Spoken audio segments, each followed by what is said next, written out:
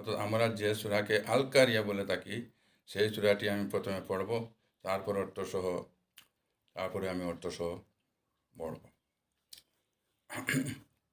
অর্থসহ বুঝিয়ে যদি আমরা পড়ি তাহলে আমাদের দুইটি ফায়দা বা দুইটি লাভ। 1 নম্বর, বুঝিয়া শুদ্ধ করার নিয়তে যদি পড়ি তাহলে 1000 রাকাত নামাজের সওয়াব আল্লাহ তাআলা দিবেন বুঝিয়া পড়লে। আনা বুঝিয়া তো হইলে 1 আয়াত 100 রাকাত, আর বুঝিয়া 1 আয়াত শিখলে 1000 রাকাত, আর না বুঝিয়া হইলে 100 রাকাত। বুঝবেন? তাই আমরা অর্থ বুঝিয়া শুদ্ধ করার চেষ্টা করি, যেন অর্থ বুঝিয়া যদি আমরা পড়ি তাহলে কতক্ষণ পাইমু লাভ? 1000 রাকাত। আর তাহলে যতটি আয়াত শিখবো তত 1000 রাকাত নামাজের সওয়াব পাইব, আর যেত আয়াত শিখমু অত হাজার রাকাত আয়াতর সওয়াব আমরা পাইমু। আর 2 নম্বর হলো শুদ্ধ হওয়ার জন্য যদি চেষ্টা করি তাহলে আল্লাহ তাআলা ভুলগুলোকেও আল্লাহ তাআলা শুদ্ধ করে কবুল করবেন। এটা একটা বহুত বড় ফায়দা। আল্লাহ তাআলা শুদ্ধ করে কবুল করবা ভুলগুলারে। ঠিক আছে? আচ্ছা, যাই হোক, এখন আমি সূরা আল কারিয়া পড়ব, তারপর অর্থসহ পড়ব।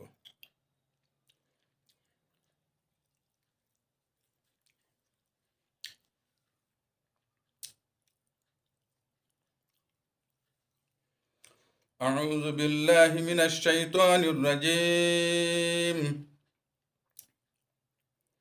بسم الله الرحمن الرحيم. القارعة ما القارعة وما أدراك ما القارعة يوم يكون الناس كالفراش المبثوث وتكون الجبال كالعهن المنفوش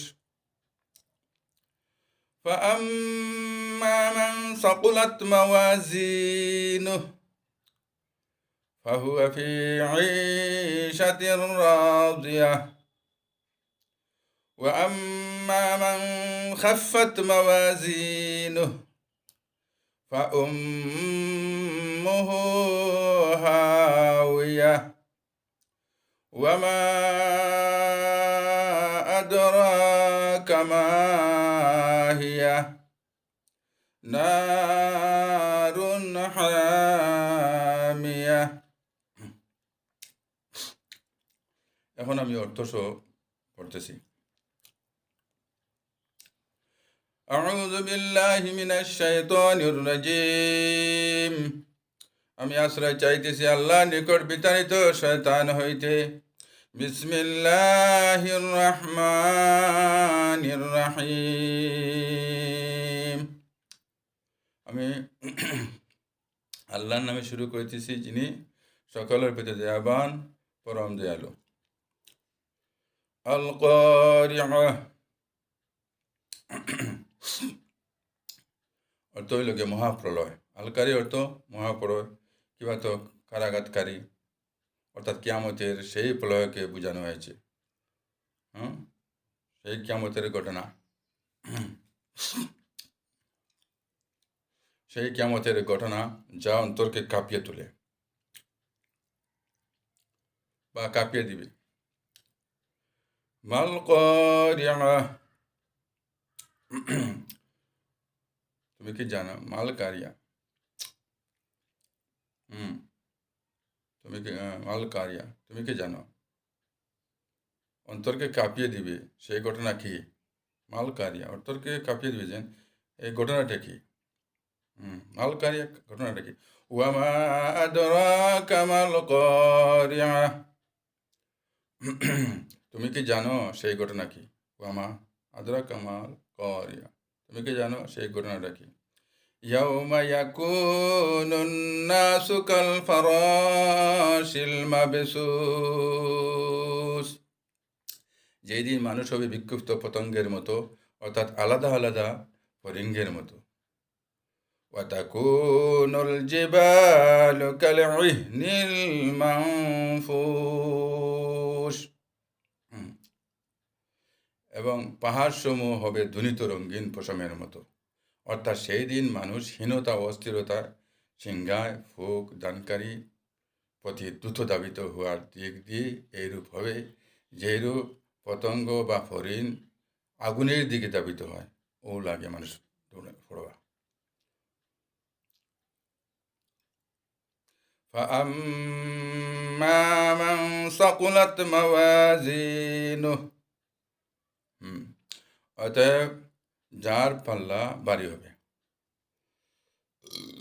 فهو في عيشة راضية, অতএব সে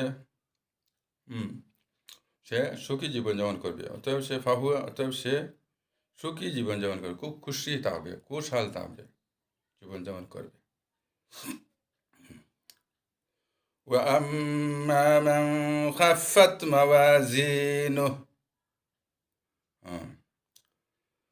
আর যার পাল্লা হালকা হবে, পাতলা হবে, فأمه هاوية, তার ঠিকানা হবে হাবিয়া। ওয়ামা আদরাকা মা হিয়া, তুমি কি জানো হাবিয়াটা কি? হাবিয়াটা কি? নারুন হামিয়া, নারুন হামিয়া, সেটা হলো প্রজ্বলিত আগুন, অর্থাৎ জ্বালাইল আগুন। মানুষের যে জ্বালাইন যে আগুন, সেই আগুন হইতে 70 ভাগের 1 ভাগ, মানুষের জ্বালাইল আগুন সেই আগুন থেকে 70 ভাগের 1 ভাগ। সেই কথা শুনে সাহাবারা নবীজিকে জিজ্ঞাসা করলেন, নবীজিকে প্রশ্ন করলেন বা নবীজিকে জানতে চাইলেন, এইটাই তো যথেষ্ট ছিল, এই আগুনটাও যথেষ্ট ছিল, তার থেকে আবার অত গুণ বেশ, 70 গুণ কেন? নবীজি তখন বললেন, এই আগুনটা কিয়া সেই আগুন 69 গুণ বেশি, আর সেই আগুনটা কিয়া কমাইয়া আনা হয়েছে, এটা 69 গুণ বেশি। আল্লাহ আমাদের সবাইকে হেফাজত করুন। আল্লাহ আমাদের